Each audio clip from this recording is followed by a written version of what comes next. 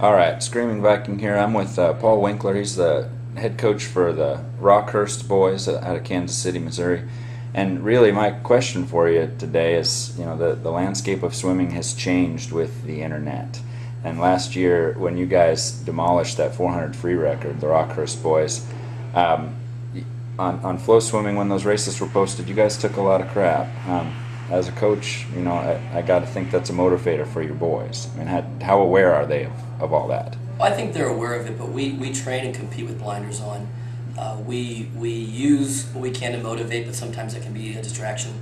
And so we focus on what we can do, focus on making sure that we utilize what tools we can, and then just basically train the blinders on and just go from there. And our goal every year is to get the most out of our kids and just to get them to swim as fast as they can.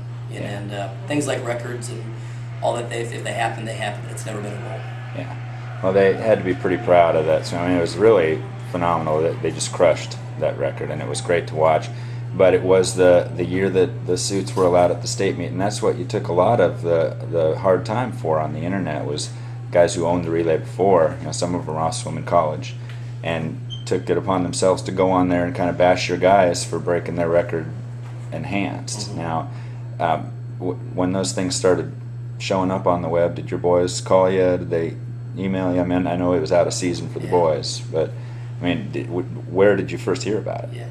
No, not really. And I've been on the site, so I'd seen them on the site and stuff. Yeah. But the boys really hadn't paid much attention to them. And if they did, I know that they took it in stride. Yeah. Things changing, times changing, technology changing. That's a part of sports all around. And I have great respect for the teams that held that record before. It was, we utilized the tools we were able to use. Now they're not available, and that's fine. We'll just keep going in there and just doing the best we can, and whatever happens, happens in the end. Yeah. Do you feel like your team's as strong as was last year?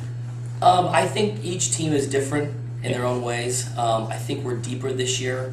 We're a very different team personality-wise than last year.